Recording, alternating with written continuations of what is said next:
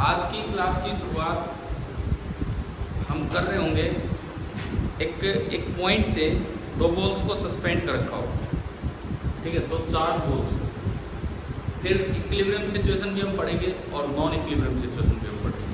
तो नेक्स्ट हमारी हेडिंग ये है कि चार बॉल्स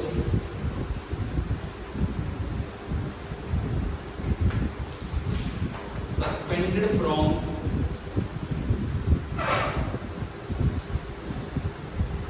a point.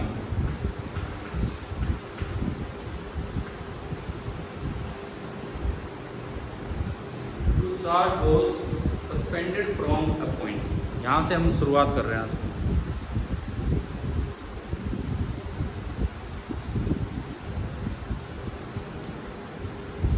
इसमें जैसे मान लो ये है, कोई सीलिंग है, कोई छत है ऊपर, और यहाँ से मैंने दो रस्सियों के सहारे दो बॉल को चार्ज करके छोड़ दी और दोनों पे एक जैसा चार्ज है, तो लाइक चार्ज क्या करेगी, रिपेल, तो बॉल कुछ दूर चली जाएगी। तो सबसे पहले मैं लेके चल रहा हूँ इक्विलिब्रियम सिचुएशन।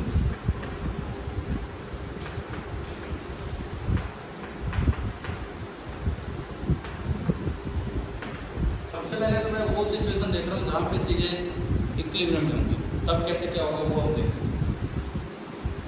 इक्विलिब्रियम सिचुएशन का मतलब है कि अगर मैं बॉल्स को छोड़ दूँ तो ये यहाँ जाके रेस्ट पे आई होंगी, इस तरह का काम है कि उनका नेट फोर्स कितना हो गया होगा, 0। मैंने दोनों रस्सियों की लंबाई मान ली L,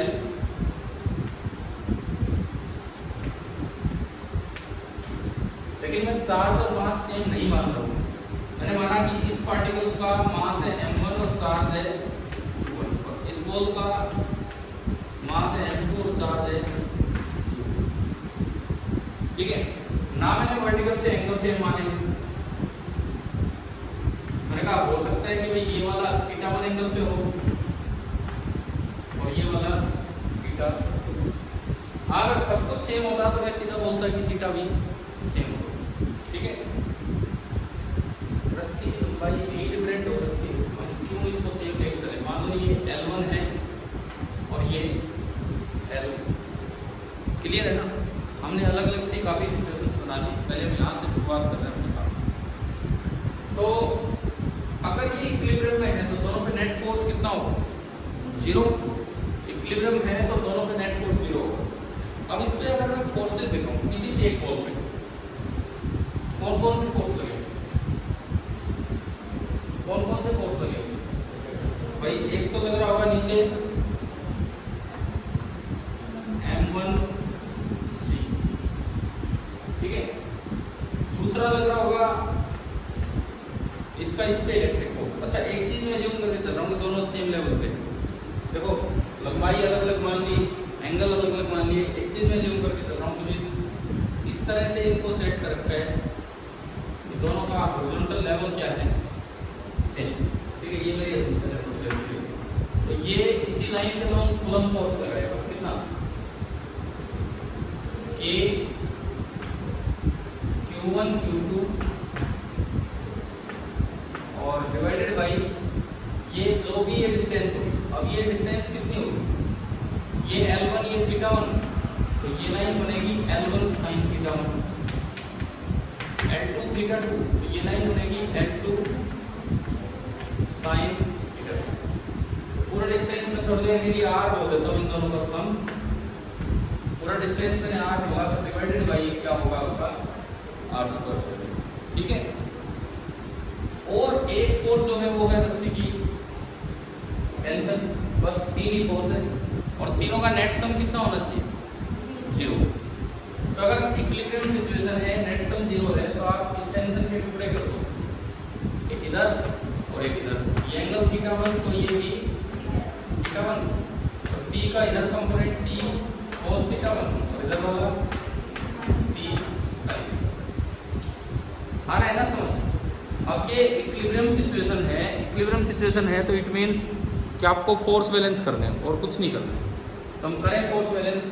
हॉरिजॉन्टली अगर मैं फोर्स बैलेंस करूं तो क्या इक्वेशन बनेगी, T sine theta 1 is equal to K Q1 Q2 upon r square. Vertically अगर मैं फोर्स बैलेंस करूँ P cos theta 1 is equal to M1। अगर आपको इन दो इक्वेशन से एंगल निकालना हो तो डिवाइड कर दीजिए, PT कट जाएगा और tan थीटा बन जाएगा। अगर इन दो इक्वेशन से टेंशन निकालनी हो तो क्या करें बताओ? अगर इन दो इक्वेशन से टेंशन निकालनी हो तो क्या करें? स्क्वायर करके ऐड करेंगे तो T square sine square theta 1 plus T square cos square theta 1, T square common आएगा, अंदर sine square plus cos square वो कितना होगा?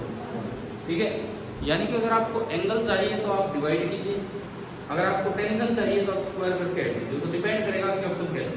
सपोज मैं एंगल निकालना चाहता हूँ तो मैंने इसको बोला इक्वेशन नंबर 1, ये इक्वेशन नंबर 2। एंगल कैलकुलेट करने के लिए मैंने 1 को 2 से डिवाइड किया। अगर मुझे टेंशन चाहिए होती तो मैं स्क्वायर करके ऐड कर देता। क्लियर है? तो आपने डिवाइड किया, टी से टी कट गया, sine theta 1 upon cos theta 1, tan theta 1 is equal to, आप परसों में नहीं आते ना सर में, तो वो लेक्चर कुछ देखा है थोड़ा कर लिया अटेंड? परसों शायद उस रूम में दिया था हमने, परसों वाले lecture. tan theta 1 is equal to, इधर क्या बनेगा? K Q1 Q2 upon r square M1G। भाई रटने लिए, फॉर्मूले लिए, कभी इनको हम याद करके बैठ जाए। तरीका बताया मैंने कि कैसे करना है। अगर टेंशन चाहिए होती तो स्क्वायरिंग एंड एडिंग तो टेंशन आ जाती। लेकिन अब इससे एक चीज़ देखनी होगी, अगर मुझे ये पता लगाना हो ये एंगल बड़ा है कि छोटा है इससे, थीटा 1 थीटा 2 में से, तो देखो सिमिलरली आप tan थीटा 2 भी लिख सकते हैं। सिमिलरली tan थीटा 2 कितना होगा? अगर मैं इसी तरीके से tan थीटा 2 लिखूं, tan थीटा 2 कितना होगा? K Q1 Q2 तो दोनों में आना है, डिवाइडेड बाई R भी आना है, और नीचे M2G। तो क्या चार्ज एक पे कम है एक पे ज्यादा है, उससे थीटा 1 थीटा 2 पे फर्क पड़ा है कि नहीं? नहीं, क्योंकि दोनों में क्या है? Q1 Q2 and Q1 Q2। Charge चाहे एक पे कम हो चाहे एक पे ज्यादा हो, दोनों का एंगल निकालने में प्रोडक्ट आ रहा है Q1 Q2। इसका मतलब ये एंगल किसका कम किसका ज्यादा होगा वो चार्ज पे डिपेंड नहीं करेगा। किस पे डिपेंड कर रहा है? मास पे। मास नीचे आ रहा है। अगर मैं इन दोनों को देखूं तो बाकी सब चीजें सेम है, मैं कह सकता हूं कि tan theta is inversely proportional to mass, यानी कि जिसका मास ज्यादा होगा उसका tan थीटा कम होगा, tan थीटा कम होगा तो थीटा भी कम होगा। इसका मतलब अभी ये पता लगा कि heavier ball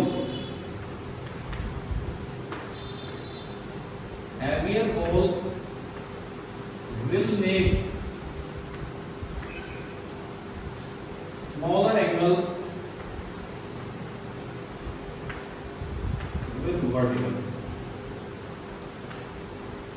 Heavier ball will make smaller angle with vertical. आप बताओ ये सिचुएशन समझ आ गई है कि नहीं?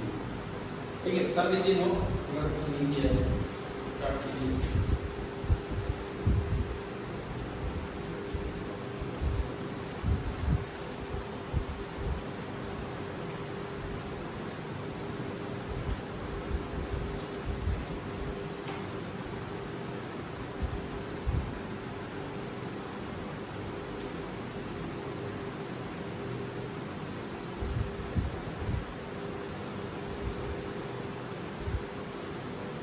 आपके टाइम पे भी कोई पेपर नहीं होने मार्च में, ये जैसे जो चला है ना ट्रेंड, क्योंकि इस बार मतलब जून से आगे पेपर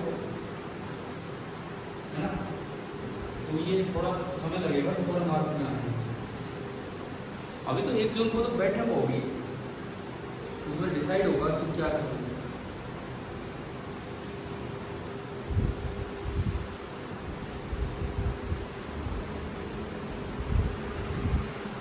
भाई ऐसा है कि सरकार में काफ़ी जैसे देखो स्कूल वाले सोचते हैं ये क्या कर दिया क्या कर दिया, इनसे ज़्यादा समझदार लोग हैं वहाँ, IAS ऑफिसर्स हैं और वो लोग हैं तो खाली वन साइडेड नहीं सोचते, सारा सोच के तब जाके प्लान बनाते हैं कि क्या है। तो ये मान के चलो आपके पास बहुत ज़्यादा टाइम है, बहुत अच्छे से तैयार हो गए।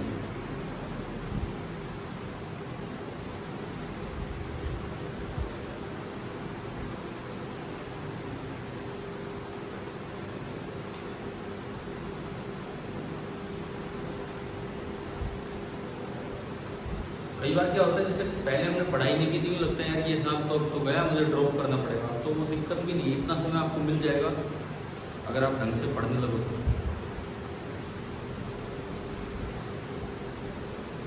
8 तक का हो गया सबके स्कूलों में, आज आए थे बच्चे 8 तक आए होंगे, किसी के आज ही आए होंगे। क्या था कि यहाँ पे जो अपने प्राइवेट स्कूल एसोसिएशन है और ये सब, इन्होंने बीच में ऐलान सा कर दिया, तो बोले हम नहीं करेंगे बंद। पढ़ा था आपने न्यूज़पेपर में? तो अब वो कोई सरपंच का वो घोषणा थोड़ी थी, CM की घोषणा थी, मतलब ऐसा थोड़ी था कि हमने मना कर दिया तो हो जाएगा। वहाँ से जो एजुकेशन बोर्ड के डायरेक्टर हैं वो आए महेंद्रगढ़ में, 2 दिन उन्होंने यही जो भी किया, DC-VC इनसे मीटिंग और क्लियर बोल दिया, क्लियर कल की बात है, कल की क्लियर बोल दिया उनको कि भाई ये तो बंद होने। आपने अगर न्यूज़पेपर में देखा होगा, तो अगर देखा होगा औचक निरीक्षण का क्या मतलब, जब डायरेक्टर इधर आया तो यार वो स्कूल भी चेक कर गया होगा कि कहाँ क्या हो रहा है, क्या हो नहीं हो रहा है, लेकिन वो इतना औचक था नहीं, क्योंकि जिस भी स्कूल में डायरेक्टर साहब जा रहे थे उनका गुलदस्ता लेके स्वागत किया जा रहा था। गुलदस्ते के ऐसे रखे रहते हैं क्या स्कूलों में? वो कहीं ना कहीं से खबर पहुंच ही जाती है, कहीं ना कहीं से, मतलब इनको कैसे न कैसे खबर मिल ही जाती है कि भाई बोर्ड के डायरेक्टर आ रहे हैं या हमारे डिपार्टमेंट के डायरेक्टर आ रहे हैं, इस तरह से। तो वही था। कौन सा? ये सारा देखो, ये एक बॉल है, इस पे फोर्स कौन कौन से लग रहे हैं? एक तो वेट mg, एक इसका रिपल्सिव फोर्स, और एक रस्सी अपनी तरफ हमेशा खींचती है हर चीज को, टेंशन। मान लो इसने वर्टिकल के साथ एंगल θ1 बनाया, तो ये θ1 तो ये भी कितना होगा? θ1 होगा। ये θ1 तो ये भी θ1, t है तो इधर तो कंपोनेंट करने आते हैं फोर्स का, कंपोनेंट करने सीखे नहीं सीखे तो नहीं सीखे। तो ये फोर्स F है, थीटा वाली साइड इसका कंपोनेंट होता है cos थीटा एंड दूसरी साइड है sin थीटा।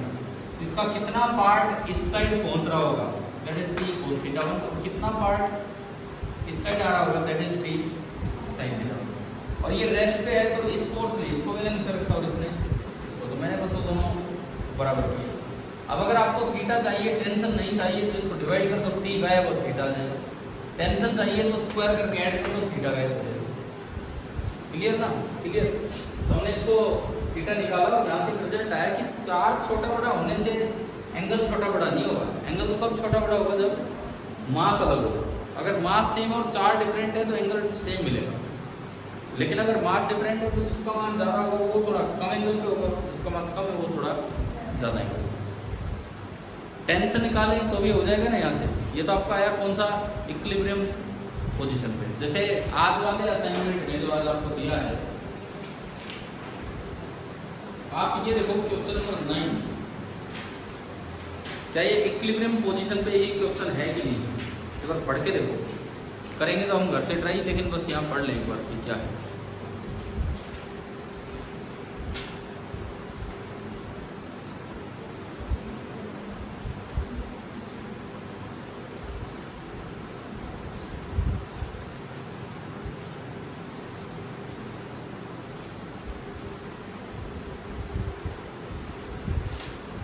इसी पे है ना इक्विलिब्रियम पे।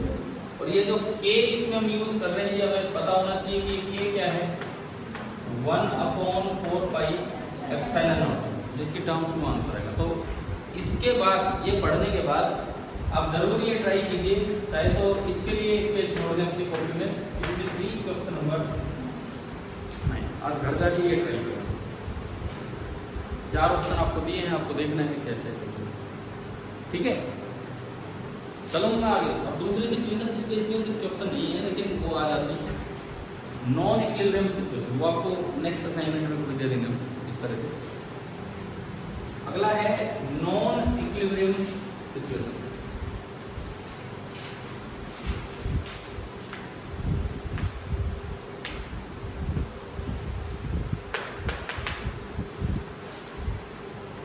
नॉन इक्विलिब्रियम सिचुएशन क्या मतलब है? नॉन इक्विलिब्रियम सिचुएशन का बताओ। नॉन इक्विलिब्रियम सिचुएशन कैसे होगी, कब होगी? अगर आपने इन बॉल्स को इक्विलिब्रियम की बजाय थोड़ा बाहर खींच के छोड़ा या थोड़ा अंदर करके छोड़ा, तो छोड़ते ही जो एक सिचुएशन होगी कि वो रुका रहेगा या चल पड़ेगा। अंदर करके छोड़ोगे तो ये बाहर निकलेगा और बाहर करके छोड़ोगे तो ये अंदर आएगा। तो ये जो सिचुएशन होगी ये कौन सी है? Non equilibrium. इसमें एक लाइन आप लिख लीजिए, मैं बोल रहा हूँ। The balls are release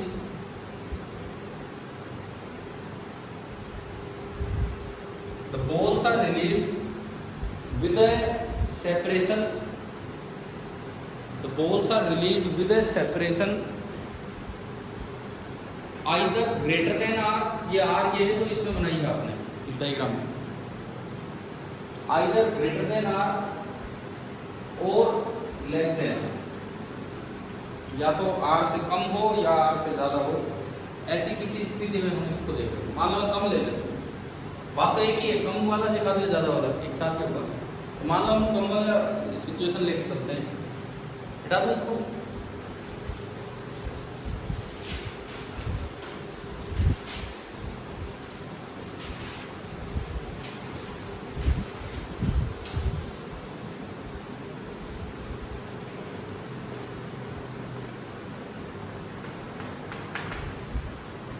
suppose मैंने इनको थोड़ा अंदर की तरफ से छोड़ा है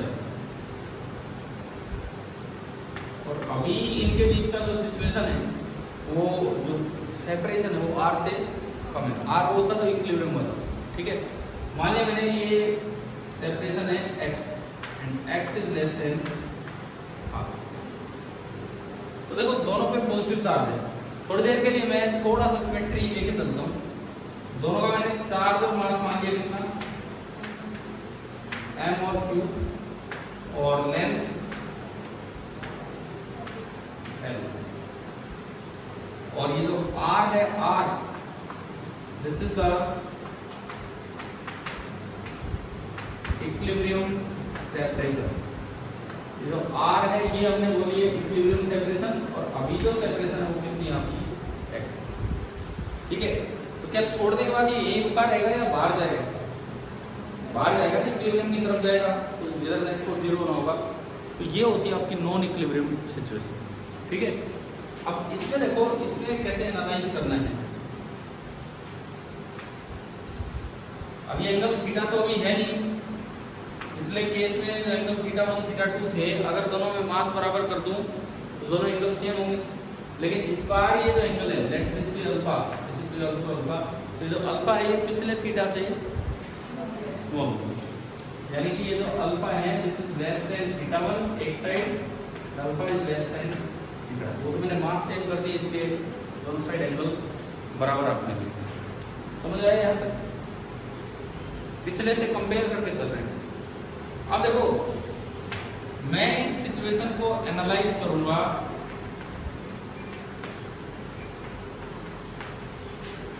जस्ट आफ्टर रिलीजिंग। मैंने ये जो दोनों बॉल्स हैं इनको जस्ट अभी रिलीज किया है, और रिलीज करने के जस्ट बाद मैं इन दोनों बॉल्स को एनालाइज करूंगा कि किधर जाएंगी, किस तरह से, ठीक है। ये काम हमें देखना है just after releasing. Just after releasing इस पे कौन कौन से फोर्स लग रहे होंगे? नीचे तो mg, एक ये रिपेल कर रहा होगा कितना, k² बाई, और एक इधर रस्सी की टेंशन। लेकिन इस बार कोई फायदा नहीं है टेंशन के टुकड़े करके, क्योंकि क्या ये रेस्ट पे होना है क्या? मतलब क्या ये इक्विलिब्रियम सिचुएशन है? नहीं है, तो फोर्स तो बैलेंस कर ही नहीं सकते। अब ऐसे में कैसे अपनी इक्वेशन सुनाएंगे? जब फोर्स बैलेंस ही नहीं कर पाएंगे फिर इक्वेशन का क्या फायदा? देखो छोड़ने के बाद ये जाना है बाहर की तरफ, एक सर्कुलर पाथ में चलेगा, ऐसे जाना है छोड़ने के बाद बाहर की तरफ। लेकिन जस्ट अभी रिलीज किया है तो इसकी वेलोसिटी कितनी है? रिलीज करते ही वेलोसिटी कितनी होती है? 0। किसी भी चीज को छोड़ोगे वो चीज चला, वो छोड़ने के जस्ट बाद उसकी वेलोसिटी कितनी होती है? 0 होती है। क्लियर है सभी कोई, है ना? तो अब आप देखो, जब भी ऐसा कोई केस आए तो आप हॉरिजॉन्टल और वर्टिकल डायरेक्शन पे मत जाओ, आप अपने एक्सिस बनाओ। कैसे? एक टेंजेंशियल डायरेक्शन और एक सेंट्रिपिटल डायरेक्शन। ये नाम तो हमने यूज किए ना प्लस में। ये जिस सर्कल में घूमेगा ये उसका सेंटर है, तो ये वाली डायरेक्शन तो कौन सी कहलाती है? सेंट्रिपिटल। और इस सर्कल के इधर की तरफ ये वाली डायरेक्शन कौन सी कहलाती है? टेंजेंशियल।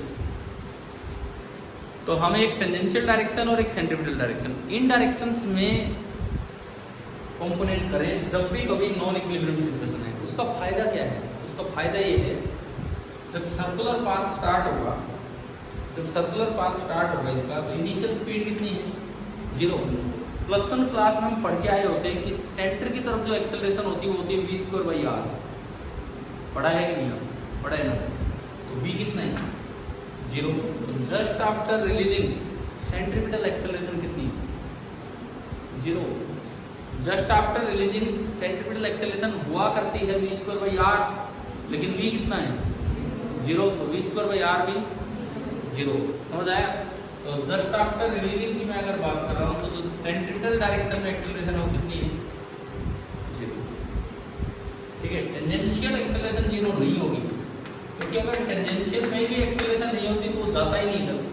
वो जा ही इसलिए रहा है क्योंकि टेंजेंशियल डायरेक्शन में क्या है? उसकी कुछ एक्सेलरेशन, कुछ भी एक्सेलरेशन है इसलिए उधर जा रहा है।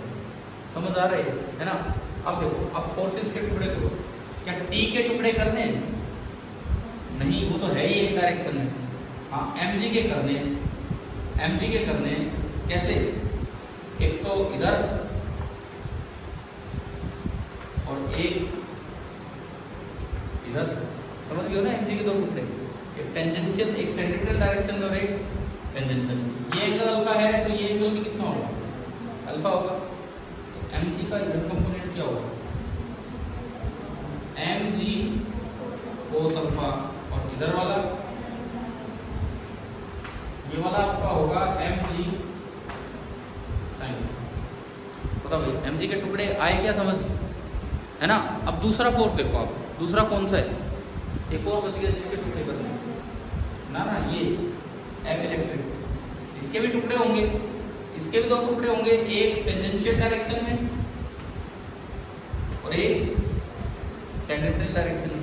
ठीक है। इसके टुकड़े कैसे करेंगे? थोड़ा ध्यान दो इधर कंपोनेंट्स पे। ये एंगल अल्फा है तो ये 90 माइनस अल्फा है, तो ये भी कितना हो गया? 90 में से घटाते चलेंगे तो इसका उधर की तरफ जो कंपोनेंट है वो तो बनेगा k⁴/x² इंटू cos अल्फा, और जो इधर की तरफ जो है वो बनेगा k⁴/x² इंटू, टुकड़े हो गए। यहाँ समझ में तो आ रहा है ना कैसे हुए? अब आप एक एक डायरेक्शन को संभालो। सबसे पहले बात, सेंट्रिपिटल डायरेक्शन में नेट फोर्स कितना है?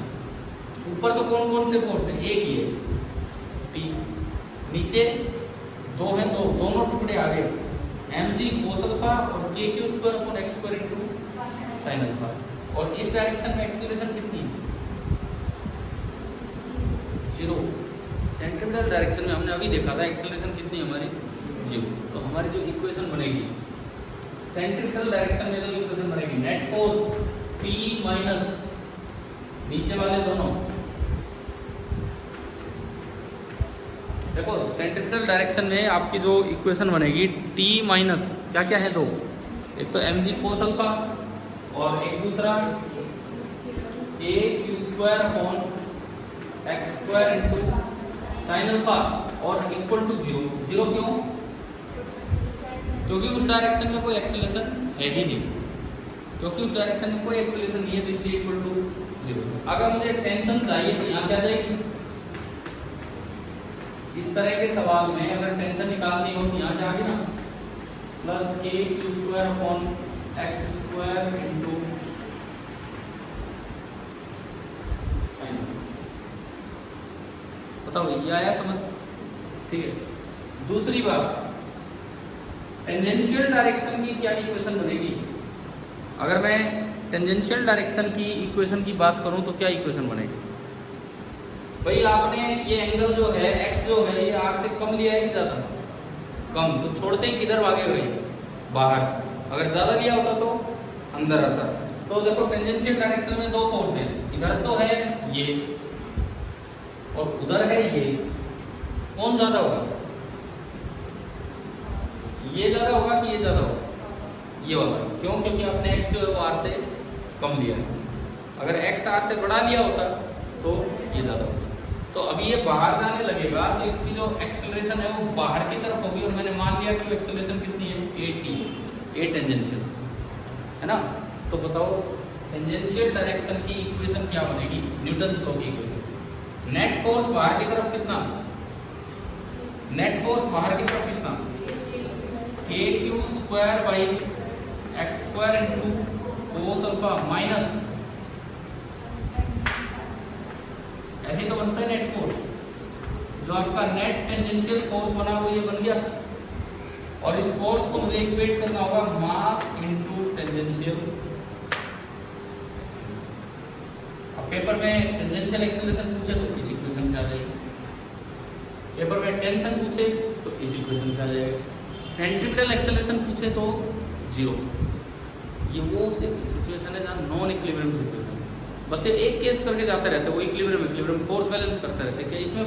क्या इसमें वर्टिकल हॉरिजॉन्टल फोर्स बैलेंस होगा? नहीं होगा। इसमें हमने थोड़ा सा ध्यान से टेंजेंशियल और सेंट्रीपिटल डायरेक्शन में इक्वेशन सुनाई, तो सेंट्रीपिटल में फोर्स बैलेंस होगा, क्योंक't छोड़ते ही स्पीड 0 तो सेंट्रीपिटल एक्सेलरेशन कितनी? 0। अभी बताओ क्या ये पार्ट ढंग से समझ आया है कि नहीं आया? देखो एक फोर्स था नीचे mg, ये एंगल अल्फा तो ये भी अल्फा। इस mg का कंपोनेंट इधर क्या होगा? mg cos अल्फा, और इधर क्या होगा? mg sin alpha. टेंशन है ही पूरी पूरी सेंट्रीपिटल डायरेक्शन में, कोई टुकड़े नहीं करते। एक फोर्स है K Q square upon X square, इसका एंगल ये है अल्फा, इसका इधर component K Q square upon X square into cos alpha, और नीचे component K Q square upon X square into sin alpha. आ गया? टेंजेंशियल डायरेक्शन में, सॉरी सेंट्रीपिटल डायरेक्शन में ऊपर t है और नीचे 2 है, तो और एक्सेलरेशन है नहीं क्योंकि स्पीड 0 थी, अभी छोड़ दी, तो इसको इनसे इक्वेट कर दिया है, वो उधर की इक्वेशन। अब वो टेंजेंशियल डायरेक्शन हमें बताया गया कि x कम था तो छोड़ दिए बाहर जाएगा, तो एक्सेलरेशन बाहर होगी। बाहर मान लिया मैंने एक्सेलरेशन है 80, तो नेट फोर्स बाहर की तरफ बराबर मास इनटू एक्सेलरेशन। तो नेट फोर्स इस डायरेक्शन में बाहर की तरफ कितना है? बाहर तो इतना और अंदर इतना है, तो बाहर नेट फोर्स हो गया इसमें से घटाया, इसमें से घटाया मैंने, बराबर ये चीजें ये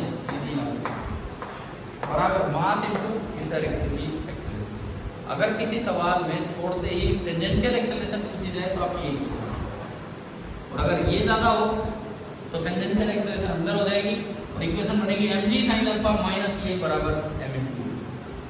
और टेंशन पूछे तो जो अभी हमने किया था सेंट्रीपिटल डायरेक्शन में नेट फोर्स। इक्विलिब्रियम सिचुएशन से ज़्यादा अच्छा ये केस है, उसमें तो बच्चे हॉरिजॉन्टल वर्टिकल करके फोर्स बैलेंस करके कर जाते हैं, लेकिन इनमें ध्यान रखना है कि सेंट्रीपिटल और टेंजेंशियली जाना है। समझ आया? बना दो।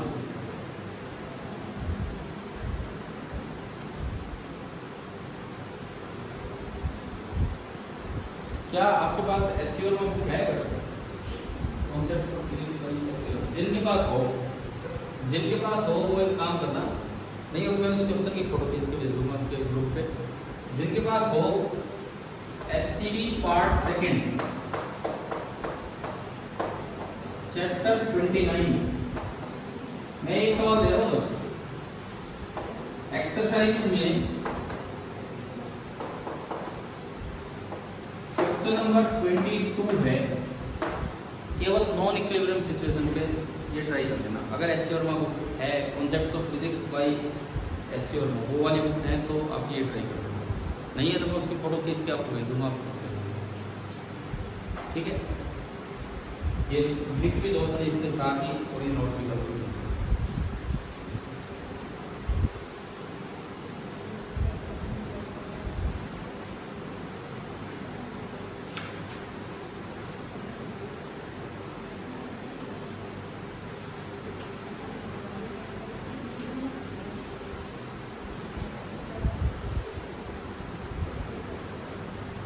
आज जो CPP दिया है ना आपको नंबर 3, इसका तीसरा सवाल अभी ट्राई मत करना, तीसरा अभी मत करना तो फील्ड पे आ गया गलती से, और फील्ड अभी करवाया ही नहीं है।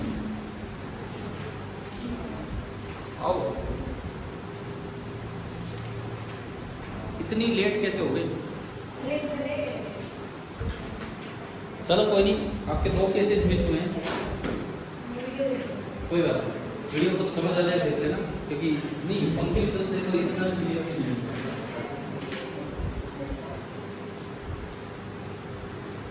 लेकिन ये दूसरा केस बहुत अच्छा केस था, ढंग से करना है, ठीक है। आप थोड़ा लेट आए जरूर ये वीडियो पार्ट देख लेना जब मैं इसको अपलोड कर दूँगा। भाई इक्विलिब्रियम और नॉन इक्विलिब्रियम दोनों सिचुएशंस क्लियर हैं, ठीक है। चलें थोड़ा आगे बढ़े, एक बार उस काम पे आओ। CPP नंबर 2 के हमारे 2-3 सवाल बचे थे, आपको नहीं मिला है ना वो,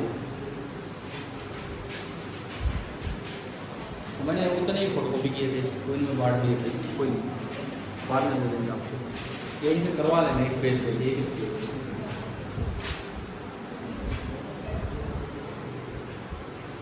देखो CPP नंबर 2 में 18 तक का तो आपने टेस्ट किया था, इसमें हाईएस्ट मार्क्स कितने गए थे? 62 परसेंट आपके थे, ठीक। तो CPP नंबर 3 के 2 के लास्ट के 3 सवाल हम देखते हैं। 19वां सवाल, ratio of electric force and gravitational force between a proton and an electron क्या आएगा? ये नहीं किया अभी तक। 10 पावर आपने किया नहीं, ये घर से ट्राई करोगे, बहुत आसान है यार।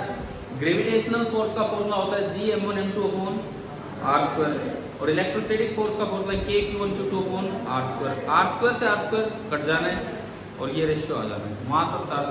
ये आप करोगे ट्राई, है ना। और कौन सा बचा है इसके बाद? वो है 2 पार्टिकल वाला, 2 पार्टिकल दोनों का चार्ज है मास एंड चार्ज Q, और वो भी इक्विलिब्रियम में है। तो पूछा है कि Q/m कितना होगा अगर वो दोनों इक्विलिब्रियम में है। लेकिन इक्विलिब्रियम में दोनों क्यों है, मैं थोड़ा सा स्टार्टिंग करवा देता हूँ, आंसर तो आप भी निकालेंगे।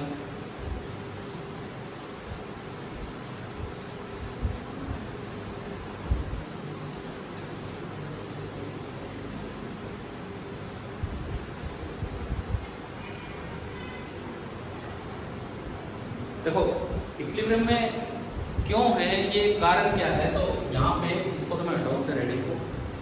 वो जो आखिरी 2 सवाल हैं CPP नंबर 2 के, उनको समझाने के लिए मैं ये चीज दिखा रहा हूँ। 2 particles in equilibrium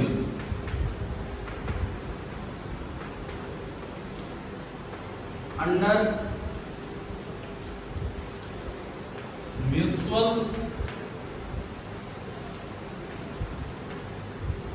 gravitational attraction, मतलब एक हेडिंग ही हो जाएगी उन 2 सवालों के लिए। आप अपनी कॉपी में हेडिंग डाल दो। 2 क्वेश्चन मैं वैल्यू नहीं ले रहा हूँ, तो आप ट्राई करेंगे, लेकिन मैं सिखा रहा हूँ। In equilibrium under mutual gravitational attraction and coulomb repulsion.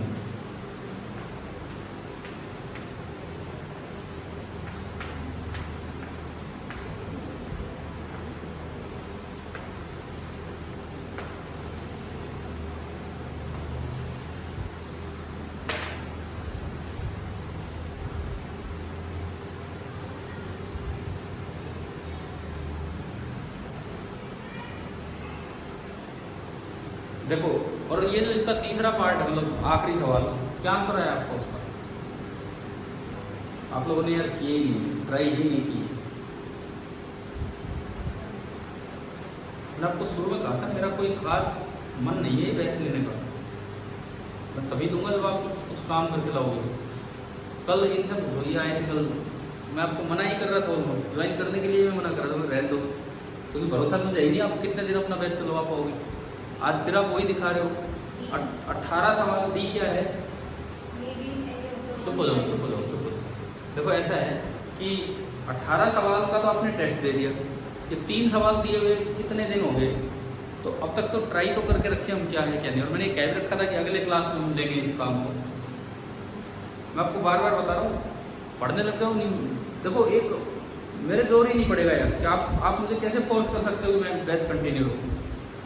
आप नहीं पढ़ोगे तो मैं आपको आपके स्कूल के भरोसे छोड़ दूंगा। जैसा स्कूल है वहाँ बहुत सबको ही पढ़ाया जाता है सारे स्कूलों में, तो आप उस हिसाब से अपना कर लीजिए, बहुत है ये। मैं कल जैसे नए स्टूडेंट आए तो मैं इनको यही समझा रहा था कि स्कूल में अगर ठीक ठाक चल रहा है काम तो चलने दो अपना, कोई दिक्कत ही नहीं। क्योंकि पिछले कुछ सालों से मैंने जो देखा है, यहाँ चाहे मैं कुछ अलग भी करूँ, अब उसका बेनिफिट क्या है? आप करते ही नहीं हो काम, तो फिर उसका बेनिफिट क्या होगा? मैं ही अपना रिवीजन करता रहता हूँ बार बार, मेरा ही रिवीजन होता रहता है और कुछ होता ही नहीं। किस किस बच्चे ने ये तीसरा सवाल ट्राई किया 21 बार? तो आपका तो आंसर गलत आ गया, कोई नहीं। क्या आंसर आया? यही आया। हाँ यार हर्षित, उस दिन 62 नंबर आ गए तो बाकी 3 तो हमने छोड़ ही दिए, बोले बस अब क्यों कर दें। तो ये कोई परमानेंट नंबर थोड़ी है ना, कोई सीबीएसई के रिकॉर्ड के नंबर है भाई आपके 10th में इतने आ गए, 12th में इतने आ गए। एक दो के आपसे जैसे पेरेंट्स से बात हुई तो वो भी बता रहे थे, मैंने पूछ ही लिया वैसे ही, पढ़ते हैं नहीं पढ़ते हैं, कोई खास सा जवाब मिल नहीं रहा है। मुझे कभी कभी पढ़ लेते हैं, कभी कभी का कोई मतलब ही नहीं है यार। मैंने उस दिन भी आपको बताया था, कम से कम आपको, और पता नहीं आगे स्कूल बंद हो जाए, मैं आपको फिर बता रहा हूँ 8 तक के हो गए, 8 तक के हो गए, 12वीं के एग्जाम भी अब भरोसा नहीं है इस साल वाले होंगे नहीं होंगे। 1 जून को तो बैठक होगी जिसमें डिसाइड करेंगे भाई क्या करना है क्या नहीं। 12वीं वाले अभी निकले थे यहाँ से बड़ी उम्मीद में, करते जरा वो देख लेना अपने भी हो जाएंगे अपनी, ये मतलब अभी प्रसाद बोल दिया होगा कईयों ने भाई हमारे भी हो जाएंगे। तो यार आप लोगों को इतना टाइम दिया जा रहा है, मैं आज की क्लास में दूसरी बार ये बात कर रहा हूँ, एक बार रिकॉर्डिंग स्टार्ट होने से पहले भी मैंने बातें की थी सर, इतना टाइम आपको दिया जा रहा है कि कितनी भी आप मेहनत कर सकते हो। आप काम नहीं करोगे ना, मैं क्लास सस्पेंड कर दूंगा जी 2 दिन के लिए, 2 दिन के लिए कर दूंगा भाई। मेरे को बहुत काम रहता है, मैं आपको उस दिन भी बता रहा था, मेरे को बहुत ज़्यादा काम रहता है, मेरे को तो आराम से मिलेगा मैं अगर 2 दिन आपकी क्लास सस्पेंड करूँगा तो, लेकिन वो आपकी वजह से होंगी कि आपको मैंने कुछ काम दिया आप करके नहीं ला रहे, तो अगले 2 दिन आपको दिए जा रहे हैं आपको काम, ठीक है। उसका यूँ हिसाब मत लगा लगता है ना, फीस बोल 2 दिन वो छुट्टी 3 दिन वो फीस फास तो मैं उसी हिसाब से ले लूँगा, छोड़ो उसको। मैं अभी आपसे कुछ कह ही नहीं रहा, पढ़ना तो स्टार्ट करो। फीस का मैंने एक बार भी कभी फोर्स ही नहीं किया आज तक, आप पढ़ जाओ, ढंग से पढ़ जाओ। इवन मैं बताऊँ जो बच्चा टॉपर रहता है ना वो तो फ्री पढ़ जाता है, हर जगह का ये ट्रेंड है, हर जगह का। टॉपर बच्चे से फीस लेने का मन भी नहीं करता, जो नहीं पढ़ता उससे ही लेते हैं, हाँ भाई पढ़ा नहीं चल फीस ले, ये काम होता है। सोना बंद करो और पढ़ना स्टार्ट करो इस तरह से। और ये फोन वोन तो छोड़ ही दो भाई, पबजी है ये हम आज तक नहीं खेले, चलो हमारे टाइम पे था नहीं, लेकिन एक पेरेंट्स की ये भी शिकायतें आ रही है मुझे, थोड़ा पबजी में ध्यान लगा रखा है। ये क्या लगा रखा है यार आपने? पबजी क्या होता है? पबजी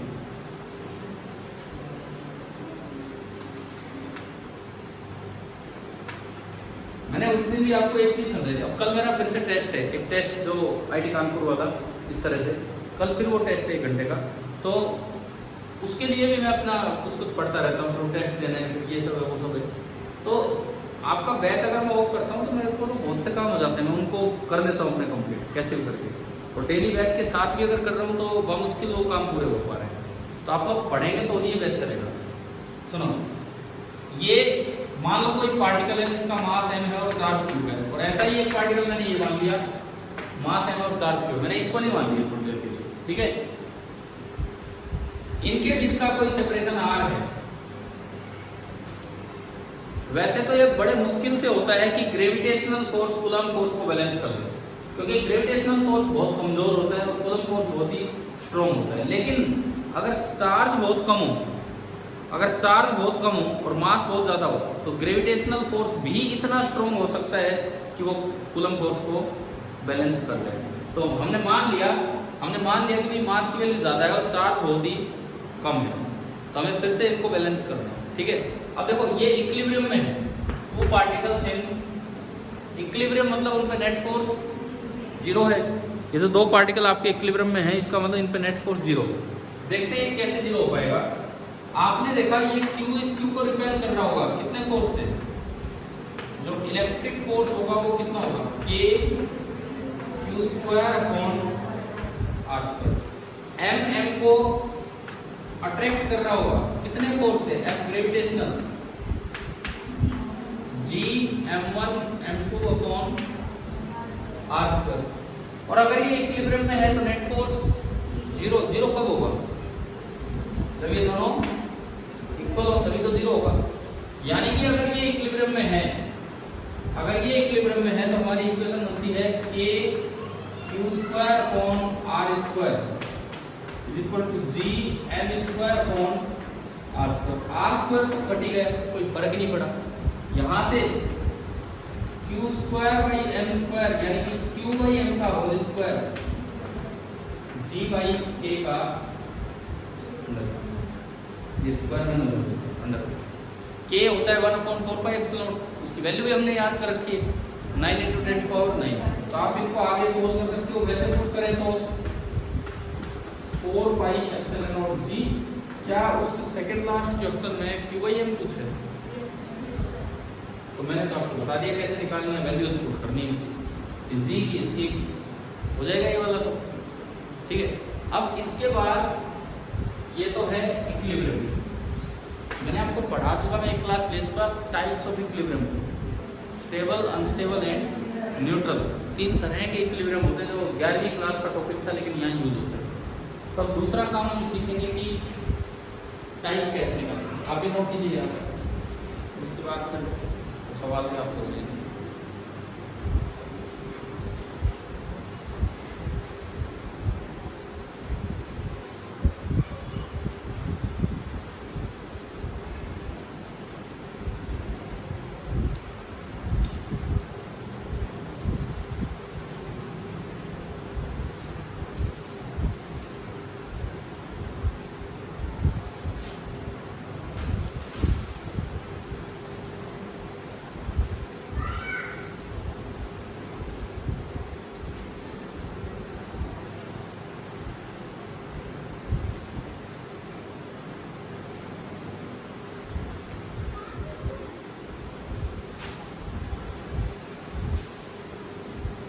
कल भी जब आए तो अपना मैसेज देख के जरूर आना। ठीक है, मैं अभी कुछ नहीं कह रहा हूँ, लेकिन मेरे को हो सकता है कुछ काम हो जाए। एक कल टेस्ट भी है मेरा, उसके टाइमिंग अभी डिसाइडेड नहीं है, क्या पता इसी से मैच हो जाए कुछ। ठीक है, और भी कुछ काम हो सकता है, तो अपना मैसेज जरूर देखिए। सुबह तो मैं कर सकता हूँ, कोई मुझे प्रॉब्लम नहीं है। सुबह फिर कितने बजे यार आपको दिक्कत होगी, मेरे को 1% भी प्रॉब्लम नहीं है। 6-7 आप बोले, 6-7 मतलब 7 बजे से बस आ जाती है, तो नहा के तो आओगे ना, 5 से 6 में तो आओगे ही नहीं आप।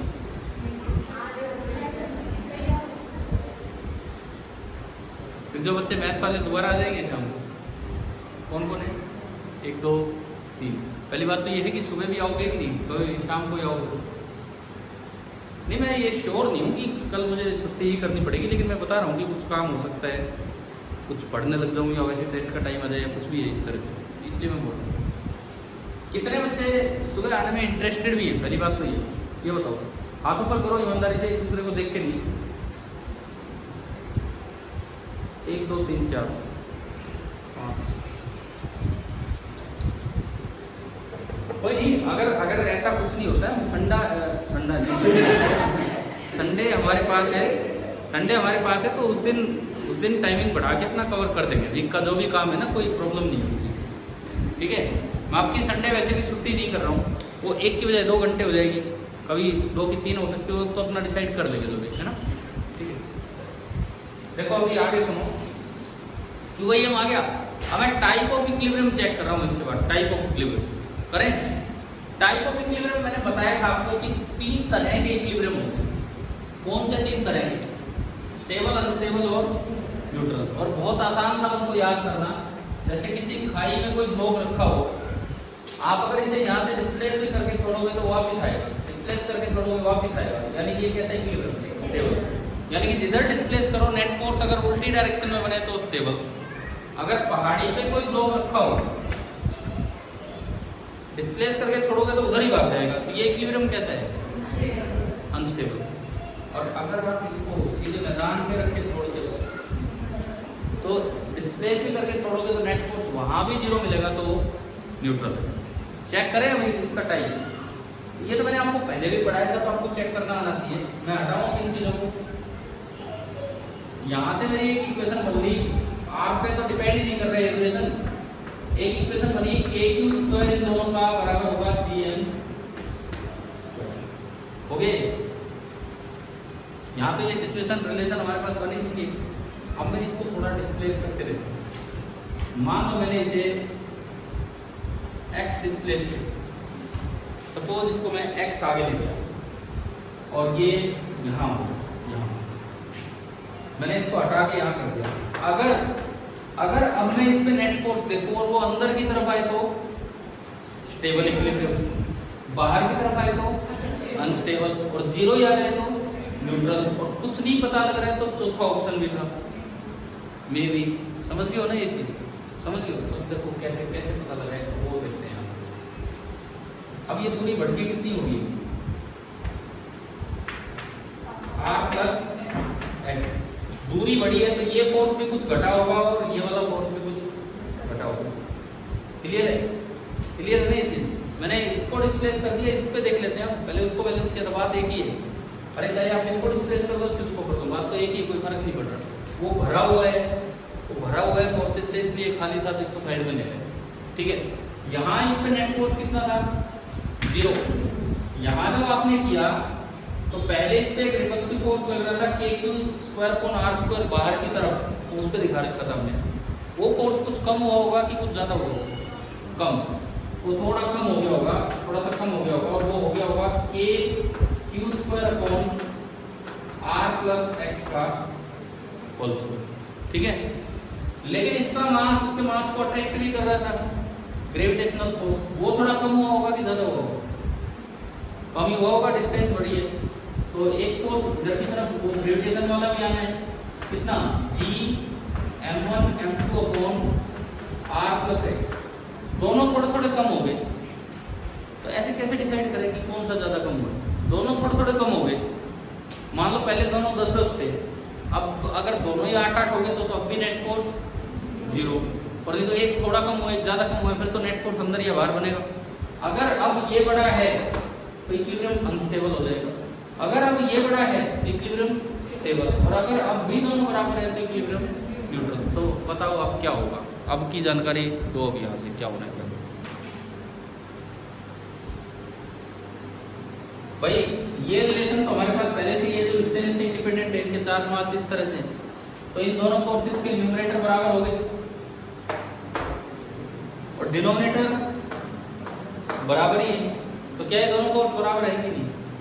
आप इस बराबर वाली इक्वेशन को दोनों साइड डिवाइड कर दो ना, r+x के होल स्क्वायर से, r+x के होल स्क्वायर से। अब बताओ क्या ये कट गए? यानी कि अब भी नेट फोर्स 0 है, तो कैसा इक्विलिब्रियम? न्यूट्रल। तो ये हमारे पास एक न्यूट्रल इक्विलिब्रियम का भी एग्जांपल हो गया। नहीं तो अक्सर हम सोचते हैं या तो स्टेबल ही होगा या अनस्टेबल ही होगा, लेकिन अब ये न्यूट्रल भी हो गया। समझ आया? ठीक है, तो ये आपका बाद वाला सवाल तो हो गया। पहला आप ट्राई करेंगे, आखिर के 3 सवाल बचे थे आपके, तो तीनों के आंसर उसमें निकाल के रखिए। प्लस ये वाला जो आज CPP दिया है ये तो करना ही, इसमें वो वाला क्वेश्चन छोड़ देना जिसमें फिगर है, वो एक बड़ा सा है, कौन सा है? तीसरा है, वो थोड़ा फील्ड का गलती से यहाँ भी डाल दिया। फील्ड अभी तो स्टार्ट ही नहीं हुआ हमारा। चलिए ये अपना कर लीजिए पहले कंप्लीट इक्विलिब्रियम वाला।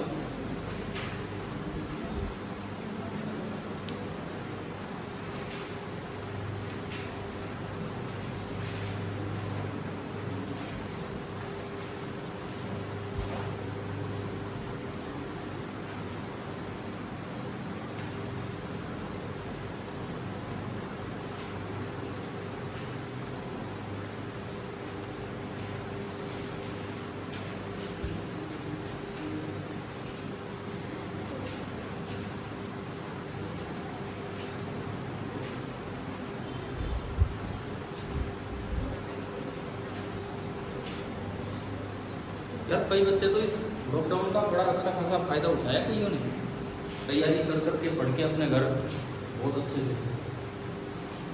कईयों को लॉकडाउन हो रहे हैं, कई समझ ही नहीं पाए कि क्या करना चाहिए क्या नहीं।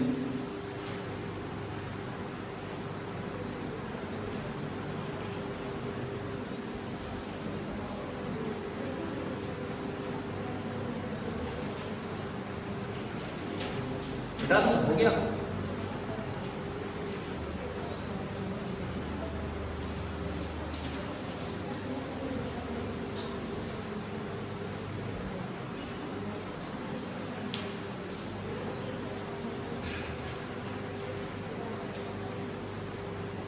अगली हेडिंग। अभी तो हम फील्ड पे तो गए ही नहीं है, फील्ड की शुरुआत ही नहीं हुई, कूलम लॉ कोर्स वही चीजें पढ़े जा रहे हैं। ठीक है, जो बच्चे थोड़ा लेट ज्वाइन किया जिन्होंने, मैं उनसे कहूँगा एक बार नोट्स देखना, स्कूल में जो हो रखा है ठीक है, तो नहीं हुआ है वो चीज़ें पढ़ो यहाँ से।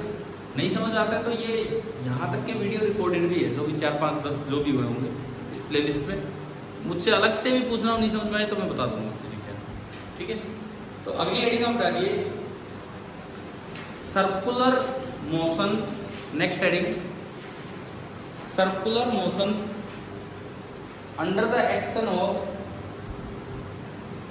circular motion under the action of Coulomb force।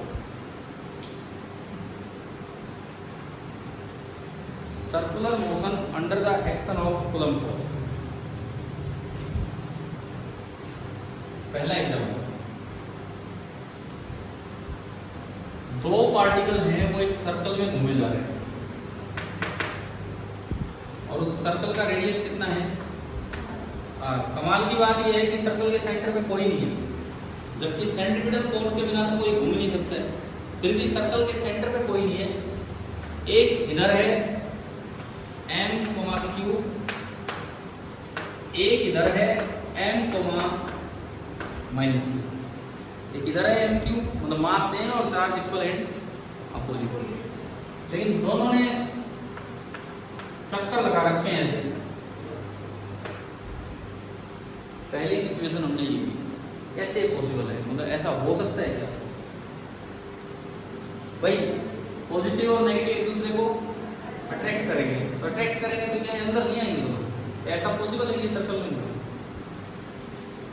क्या ये पॉसिबल है बताओ।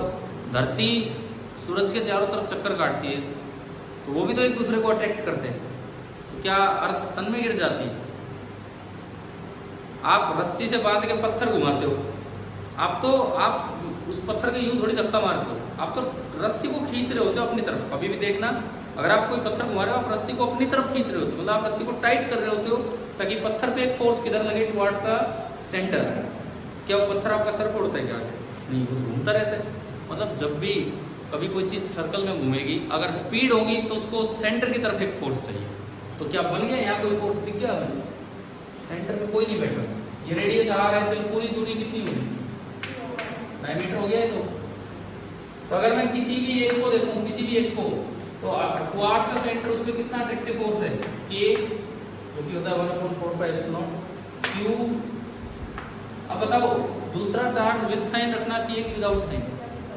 हमने आपको बड़ा क्लियर कर रखा है, अगर किसी स्केलर क्वांटिटी के फॉर्मूले में चार्ज को रखना है तो विद साइन रखो, बताया था, जैसे एनर्जी के फॉर्मूले में। वेक्टर क्वांटिटी की वेक्टर फॉर्म में रखना है तो विद साइन रखो, जैसे IKF JKF KF। Vector quantity के मैग्नीट्यूड में रखते हो तो हमेशा विदाउट साइन। तो ये फोर्स एक वेक्टर है और हम उसका क्या लिख रहे होंगे? मैग्नीट्यूड। विदाउट साइन रखना होगा तो वो जो फोर्स लगाएगा वो ये होगा डिवाइडेड बाई 2r का होल स्क्वायर, यानी कि तो भाई ये सेंट्रीपिटल फोर्स है। और अगर ये v स्पीड से आ रहा है टुवर्ड्स का सेंटर जो एक्सेलरेशन होगी कितनी होती है? पढ़ा है तो हमने v²/r। मास कितना है? m। लगा दो Newton's law. Net force towards the centre is equal to mass into centripetal acceleration. Force कितना? kq²/4r² बराबर मास इनटू v²/r। अब कोई सवाल आए जो पूछा उससे नहीं होता है, तो मैंने एक तरीका होता है कि कैसे म्यूचुअल अट्रैक्शन से सर्कुलर मोशन होता है। ठीक है। और फिर दूसरा एग्जाम्पल आप करके दिखाओगे जो आपका आज के असाइनमेंट का क्वेश्चन नंबर 2 है। अगर उसकी शक्ल देखो तो दिख ही जाएगा कि हाँ ये कुछ ऐसा ही है, बस थोड़ा उसमें सुपरपोजिशन प्रिंसिपल का भी हो, वो ज़्यादा है ना सुपरपोजिशन प्रिंसिपल का।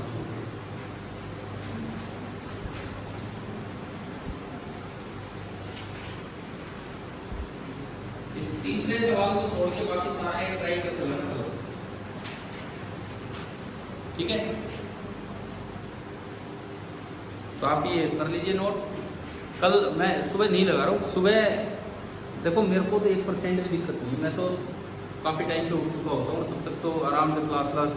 लेकिन जो आपका प्रीवियस बैच था, आपका सीनियर बैच, सुबह में कई बार मैंने यही देखा है 6 की क्लास है तो 6:15 तक तो हम वेट ही कर रहे हैं, कोई आए। जैसे नई दुकान खोली वही कोई आ जाओ, एक आधा आ जाओ, इस तरह से काम। 6:15 बजे आधी स्ट्रेंथ पहुँचती है, वो क्लास ही वेस्ट हो जाती है इस तरह से। तो बस थोड़ा मैसेज में पक्का मतलब 5 बजे तक तो आपके लिए डाल ही चुका हूँ, 6 बजे आपकी क्लास है। अगर कल मेरे लिए पॉसिबल नहीं हो पाएगा तो मैं ऑफ रखूँगा, ठीक है। और ये बीच बीच में ऑफ होते रहेंगे, काम मुझे काफ़ी है, लेकिन वो सारे संडे को कवर हो जाएगा, जो भी संडे आएगा उस दिन हम लगा लिया करेंगे, ठीक है ना। कल देख लेना। और मैंने ये भी कहा है अगर कोई मैसेज ना आए तो यूँ भी वेट मत करना कि क्लास है उसका भी मैसेज आएगा, हालांकि मैं हर बार डाल रहा हूँ मैसेज, फिर भी वो भूल भी जाए तो भी आप आ जाना चाहिए, ठीक है। कल मिलते हैं हम इसके बाद शायद।